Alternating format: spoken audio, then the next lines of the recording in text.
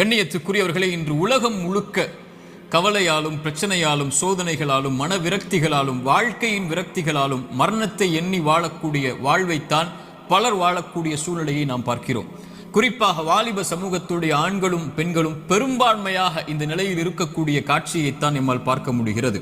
அல்லாஹுடைய தூதர் ஸல்லல்லாஹு அலைஹி வஸல்லம் இந்த காலம் மறுமை நெருங்கும் போது வரும் என்று சொன்னார்கள். மனிதர்களுடைய இறுதி காலம் நெருங்கும் போது மன்னரைகளை பார்த்து மனிதர்கள் சொல்லுவார்கள், நீங்கள் இருக்கக்கூடிய இடத்தில் நாங்கள் இருக்க வேண்டுமே என்று.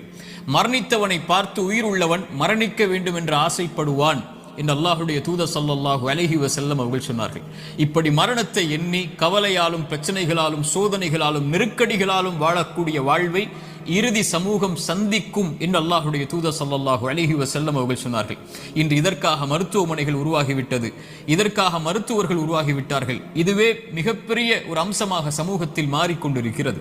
இப்படி சோதனையான காலத்தில் நீங்கள் சோதனைகளை சந்தித்துக் கொண்டிருந்தால், நோயால், செல்வ இழப்பால், கண்ணிய இழப்பால் அல்லது வாழ்க்கையின் நெருக்கடிகளால், உறவுகளுடைய பிரிவால், இது போன்ற எந்த சோதனையில் நீங்கள் சிக்குண்டிருந்தாலும் இந்த செய்தியை செவிதாழ்த்தி கேளுங்கள். இந்த சோதனைகளில் நீங்கள் தனியாக இல்லை, உங்களுடைய இறைவன் உங்களோடு தான் இருக்கிறான்.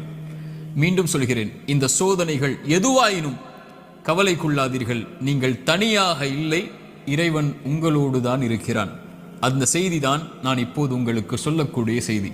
குர்ஆன் சொல்லுகிறது, வநப்லூக்கும் பிஷ்ஷர்ரி வல் கைரி ஃபித்னா. அல்லாஹ் நலவிலும் தீயதிலும் சோதனைகளை கொடுப்பான். இறைவனை பொறுத்தவரை நலவை இறைவன் கொடுப்பதும் ஒரு தீயதை உங்களை அணுக வைப்பதும் இரண்டும் இறைவனை பொறுத்தவரை சோதனைதான். உலகத்தை படைத்து மனிதர்களை இந்த உலகத்திலே அனுப்பும் போதே இறைவன் கூறிவிடுகிறான், வலநப்லுவன்னக்கும், நிச்சயமாக திட்டமாக நான் உங்களை சோதித்தே தீருவேன். பசியை கொண்டு சோதிப்பேன், பயத்தை கொண்டு சோதிப்பேன், செல்வ இழப்புகளை கொண்டு சோதிப்பேன், தொழிலின் நஷ்டத்தை கொண்டு சோதிப்பேன், உயிரிழப்புகளை கொண்டு உங்களை நான் சோதிப்பேன் என்று இறைவன் சோதித்தே தீருவான் என்று கூறிதான் மனித இனத்தை இந்த பூமியிலேயே அனுப்பி இருக்கிறான். இந்த பூமியிலேயே சோதனைகளில் இருந்து நீங்கி ஒரு சமூகம் வாழ வேண்டும் என்றால் அவர்கள் யாராக இருப்பார்கள் தெரியுமா? நபிமார்கள், இறை தூதர்கள். ஆனால் அந்த இறை தூதர்கள் தான் இந்த பூமியிலேயே அதிகம் சோதிக்கப்பட்டவர்கள். சோதனை எனக்கும் உங்களுக்கும் மட்டும் இறைவனால் கொடுக்கப்படுவதல்ல, நபிமார்கள் தான் இந்த உலகத்திலே சோதனை கொடுப்பதற்கு முதலாவதாக இறைவனால் தேர்ந்தெடுக்கப்படுபவர்கள். குர்ஆன் சொல்லுகிறது, நபிமார்கள் நிராசை அடைந்து நாங்கள் பொய்ப்பிக்கப்பட்டு விட்டோம் என்று எண்ணும் அளவிற்கு அவர்கள் நிராசை அடையும் போதுதான் அந்த சோதனையால், அந்த சிரமங்களால், அந்த கஷ்டங்களால் இறைவன் அவர்களுக்கு வெற்றியை அளிப்பான் என்று குர்ஆன் சொல்லுகிறது. இறை தூதர் ஸல்லல்லாஹு அலைஹி வஸல்லம் அவர்களிடத்திலே கேட்கப்பட்டது, இந்த பூமியிலேயே அதிகமாக சோதனைக்கு உள்ளாக்கப்பட்டவர்கள் யார் என்று. அல்லாஹ்வின் தூதர் ஸல்லல்லாஹு அலைஹி வஸல்லம் அவர்கள் சொன்னார்கள், நபிமார்கள். அவர்களுக்கு பிறகு நல்லவர்கள், அவர்களுக்கு பிறகு அவர்களை பின்தொடர்பவர்கள், அவர்களை பின்தொடர்பவர்கள் என்று அல்லாஹ்வுடைய தூதர் ஸல்லல்லாஹு அலைஹி வஸல்லம் அவர்கள் சொன்னார்கள். மனிதர்களுடைய எல்லோருடைய வாழ்க்கையிலும் இந்த எல்லா சோதனைகளும் பொதுவானது.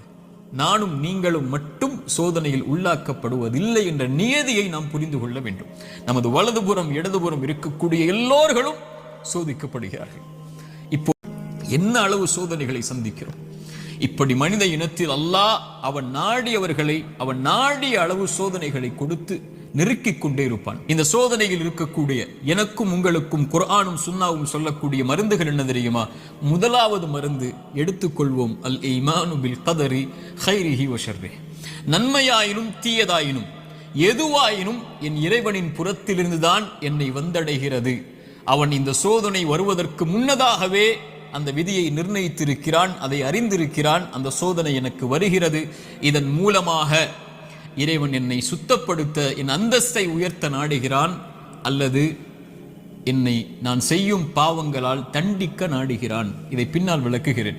ஆனால் ஒரு முஃமின் சோதனைகள் வரும்போது அவனுடைய உள்ளத்தில் பதிய வைக்க வேண்டிய முதல் அம்சம், இதை என் இறைவன் அறிந்திருக்கிறான். வமா தஸ்குது மின் வரகத்தின் இல்லா யஅலமுஹா. இந்த உலகத்தில் இருந்து ஒரு மரம், அந்த மரத்தில் இருந்து ஒரு இலை கீழே விழ முடியாது என் இறைவனுடைய நாட்டம் இல்லாமல், கல்வி இல்லாமல். இதை அறிந்த இறைவன் என் சோதனையை அறியாமல் இருப்பானா? எனக்கு வரக்கூடிய நோயை, செல்வ இழப்பை, கஷ்டங்களை, சிரமங்களை, பிரிவை என் இறைவன் அறியாமல் இருப்பானா? அல்லது நாம் இந்த உலகத்திலே பார்க்கக்கூடிய எல்லா சோதனைகளையும் இறைவன் அனைத்தையும் அறிந்திருக்கிறான். ஆனால் அவனுக்கென்று ஒரு நியதி இருக்கிறது, அவனுக்கென்று ஒரு வழிமுறை இருக்கிறது. இந்த சமூகத்தை தூய்மைப்படுத்துவதற்கும் இந்த சமூகத்திற்கு அவன் பாவங்களின் காரணமாக தண்டனைகளை கொடுப்பதற்கும். அல் ஈமானு பில் கதரி வல் கைரிஹி வ ஷர்ரி, நன்மை தீமை அனைத்தும் இறைவனின் புறத்திலிருந்து வருகிறது, அவன் நாடியதால் தான் இது என்னை வந்தடைந்திருக்கிறது என்பதை முதலில் ஒரு முஃமின் ஏற்றுக்கொள்ள வேண்டும். இரண்டாவது மருந்து, இறை நினைவை உள்ளத்திலே கொண்டு வர வேண்டும். இறைவனை உள்ளம் நினைக்க தயாராக வேண்டும். உள்ளத்தின் நோய்க்கு மிகப்பெரிய மருந்து அலா பி திக்ரில்லாஹி தத்மஇன்னுல் குலூப். உள்ளத்தின் நிம்மதியை அல்லாஹ் திக்ரில் வைத்திருக்கிறான், அவனுடைய நினைவில் வைத்திருக்கிறான். ரப்பை ஒருவன் சோதனையில் நினைத்தால் ஃபத்குருனி ஃபத்குரூனி அத்குருக்கும், ஃபத்குரூனி அத்குருக்கும், என்னை நினையுங்கள். ரப்பு சொல்லுகிறான், உங்களை படைத்தவன் சொல்லுகிறான், உங்களை பரிபாலிப்பவன் சொல்லுகிறான், அத்குருக்கும், உங்களை நான் நினைக்கிறேன். அல்லாஹ் அக்பர். அல்லாஹ் நினைத்து விட்டால் உங்களுடைய சோதனைகள் எல்லாம் எம்மாத்திரம் அவனுக்கு நீக்குவதற்கு. உங்கள் நோயில் இறைவன் உங்களை நினைத்து விட்டால் அவனை தவிர வேறு யார் உங்களுக்கு மருந்தை கொடுத்து அந்த நோயை நீக்க முடியும்? செல்வ இழப்பை நீக்க முடியும், பிரிவுடைய கவலைகளை நீக்க முடியும், வாழ்வின் பிரச்சனைகளை நீக்க முடியும். அல்லாஹ்வுடைய தூதர் ஸல்லல்லாஹு அலைஹி வஸல்லம் சொன்னார்கள், அல்லாஹ் கூறுவதாக, ஒரு அடியான் என்னை எப்படி நினைக்கிறானோ அது போன்றே நானும் அவனை நினைக்கிறேன். அவன் என்னை நினைத்தால் நான் அவனோடு இருந்து விடுகிறேன். அவன் என்னை தனிமையில் நினைத்தால் நானும் அவனை தனிமையில் நினைக்கிறேன். அவன் ஒரு கூட்டத்தில் என்னை நினைவு கூர்ந்தால் அவன் நினைவு கூறக்கூடிய கூட்டத்தை விட சிறந்த கூட்டத்தில் நான் அவனை நினைவு கூறுகிறேன் என்று அல்லாஹ்வுடைய தூதர் ஸல்லல்லாஹு அலைஹி வஸல்லம் அல்லாஹ் கூறுவதாக சொன்னார்கள். அவன் தனிமையில் அவன் நினைத்தால் என்னை, நான் அவனை தனிமையில் நினைக்கிறேன். என்னை நினைத்தால் நான் அவனோடு தான் இருக்கிறேன் என்று அல்லாஹ் கூறுகிறான். அல்லாஹ் உங்களோடு இருந்தால் ஏன் கவலை? அல்லாஹ் உங்களோடு இருந்தால் ஏன் பிரச்சனைகள்? அல்லாஹ் உங்களோடு இருந்தால் ஏன் சிரமங்கள்? அல்லாஹ்வை நேசிக்கக்கூடிய அடியார்களுக்கு லா ஹவுஃபுன் அலைஹிம் வலா ஹும் யஹ்ஸனூன், அவர்கள் கவலை கொள்ள மாட்டார்கள், அவர்கள் பயம் கொள்ள மாட்டார்கள். அவர்களுடைய உள்ளம் அல்லாஹ்வின் நினைவால் நிரம்பி இருக்கும் போது இறைவன் கொடுத்த கவலை, இறைவன் கொடுத்த சோதனை, அவன் எனக்கு ஒன்றை நாடுகிறான், இதில் நான் நலவை முயற்சி செய்து முன்னேறுகிறேன், என்ன சோதனையாயினும் அவன் எனக்கு நீக்குவான் என்ற நம்பிக்கையில் ஒரு முஃமின் முன்னேறுவான். ஒரு பாவி இறைவனை குறை கூறி பின்னால் வந்து விடுவான், இறைவனை மறந்து பின்னால் சென்று விடுவான், இறைவனை ஏசி அல்லது சபித்து நீ எல்லாம் இறைவனா என்று சோதனையில் அவனை தூற்றிவிட்டு பின்னால் வந்து விடுவான். ஒரு முஃமின் அவனை அதிகம் அதிகம் நினைவு கூறுவதற்கு தயாராகுவான். மூன்றாவது துஆ, அவனை அழைக்க வேண்டும், நினைத்த இறைவனை அழைக்க வேண்டும். அழைப்பதுதான் சோதனைகளை நீக்கும். கரம் ஏந்தி உங்களுடைய சோதனைகளை முறையிட்டு நீங்கள் அல்லாஹ்வை அழைக்காமல் சோதனை நீங்கும் என்று நினைப்பது பகலில் கனவு காண்பதுதான், நடக்கவே நடக்காது. இறைவனை அழைத்தால் தான் சோதனைகள் நீங்கும். நபிமார்கள் அழைத்தார்கள், நபி யூனுஸ் அழைத்தார்கள் அல்லாஹ்வை, லா இலாஹ இல்லா அன்த சுப்ஹானக் இன்னி குன்து மினல் ஸாலிமீன். உறவுகளை விட்டு நீங்கி, உலகத்தை விட்டு நீங்கி செய்த ஒரு சிறிய தவறால் மீன் வயிற்றில் அகப்பட்டு இருளில் கிடக்கக்கூடிய ஒரு நபி, அவர்களுக்கு தெரியும் இந்த இருளில் இருந்து யாரும் என்னை நீக்க முடியாது, என்னை விளக்கி கொண்டு வர முடியாது, மீன் வயிற்றுடைய இருள் சூழ்ந்திருக்கிறது. உங்களுடைய வாழ்க்கையும் இருளால் சூழப்பட்டிருந்தால் அல்லாஹ்வுடைய தூதர் சொன்னார்கள், யூனுஸ் அழைத்த அந்த பிரார்த்தனையை நீங்களும் அழையுங்கள், அல்லாஹ் உங்களையும் அந்த பிரச்சனையில் இருந்து நீக்குவான். லா இலாஹ இல்லா அன்த சுப்ஹானக், வணக்கத்துக்குரிய இறைவனை, உன்னை தவிர வணங்கத் தகுதியானவன் யாரும் இல்லை, நீ பரிசுத்தமானவன். இன்னி குன்து மினல் ஸாலிமீன், நான் அநீதம் செய்பவன் யா அல்லாஹ், அநீதத்திற்கு உள்ளானவன் யா அல்லாஹ், எனக்கு இந்த சோதனைகளை நீக்கு யா அல்லாஹ் என்று அவன் கேட்பான். அல்லாஹ் இந்த சோதனையை நீக்குவான்.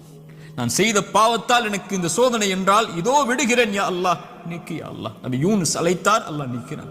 நபி மூசா அழைத்தார், அல்லாஹ் நீக்கிறான். நபி இப்ராஹிம் அழைத்தார்கள், அல்லாஹ் நீக்கினான். நபி தாவூத் அழைத்தார்கள், அல்லாஹ் நீக்கினான். நபி நூஹ் அழைத்தார்கள், அல்லாஹ் நீக்கினான். நபி ஜக்கரியா அழைத்தார்கள், அல்லாஹ் நீக்கினான். நபி அய்யூப் அழைத்தார்கள், அல்லாஹ் நீக்கினான். முஹம்மது ரசூலுல்லாஹ் ஸல்லல்லாஹு அலைஹி வஸல்லம் அழைத்தார்கள், அல்லாஹ் நீக்கினான். நாம் அழைத்தோமா அல்லாஹ்வை? நாம் கேட்டோமா அல்லாஹ்விடத்தில்?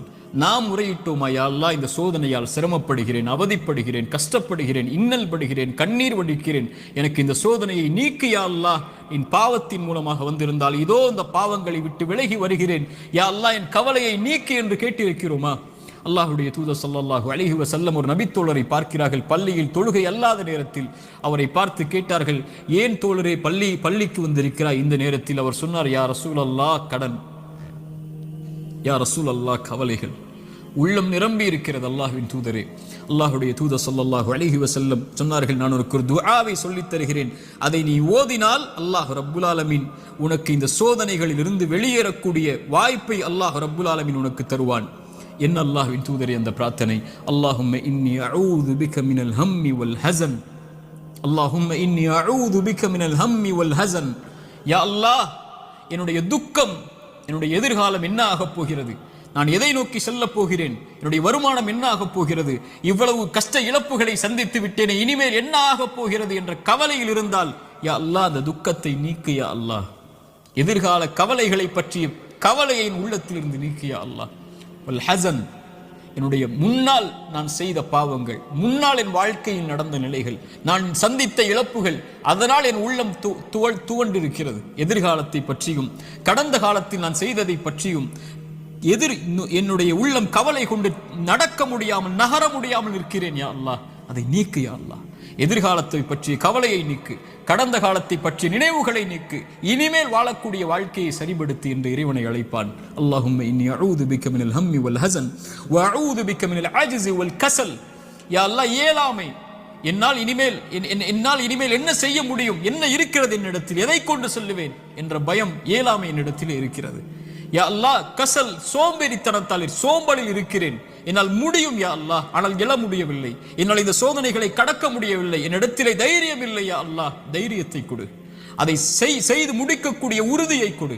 வஅஊது பிக மினல் அஜ்ஸி வல் கஸல் வஅஊது பிக மினல் ஜுப்னி வல் புகுல். யா அல்லாஹ், கஞ்சத்தனத்தை விட்டும், யா அல்லாஹ் கோழைத்தனத்தை விட்டும், யா அல்லாஹ் கடன் என்னை மிகைப்பதை விட்டும், மனிதர்கள் என்னை ஆக்கிரமிப்பதை விட்டும் என்னை பாதுகாத்து விடு யா அல்லாஹ். இந்த அல்லாஹ்வுடைய தூதர் ஸல்லல்லாஹு அலைஹி வஸல்லம் அந்த துஆவை அந்த தோழருக்கு கற்றுக் கொடுத்தார்கள். இதை ஓதக்கூடிய வழக்கம் உள்ளவர்களாக மாற வேண்டும். இப்படி அல்லாஹ்வை அழைக்கக்கூடிய முறையிலெல்லாம் இதா சஅலக இபாதி அன்னி ஃபஇன்னி கரீபுன் உஜீபு தஅவத தாஇ இதா தஆன். அழைப்பவர்கள் அழைத்தால் அந்த அழைப்பிற்கு இவன் பதில் கொடுக்காமல் இருப்பதில்லை. அல்லாஹ்வின் தூதர் சொன்னார்கள், ஒரு மனிதன், ஒரு முஃமின் அல்லாஹ்விடத்திலே கரம் ஏந்தி அவனுடைய கரம் அல்லாஹ் கொடுக்காமல் கீழே விழுந்தால் அவன் கேட்பதை இறைவன் வெட்கப்படுகிறான் என்று அல்லாஹ்வுடைய தூதர் ஸல்லல்லாஹு அலைஹி வஸல்லம் சொன்னார்கள். அல்லாஹ்வை அழையுங்கள்.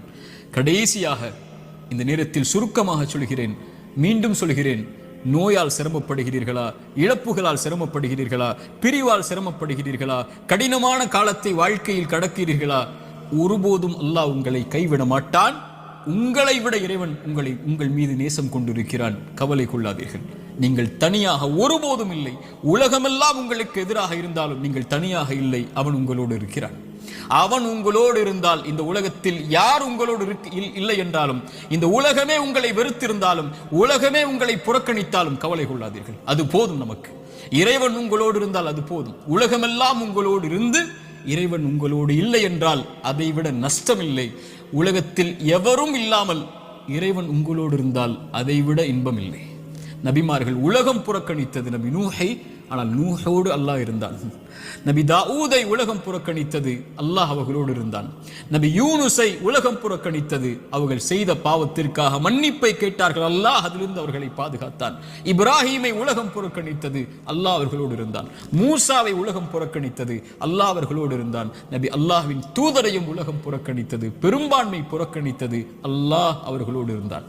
லா தஹ்சன் இன்னல்லாஹ மஅனா.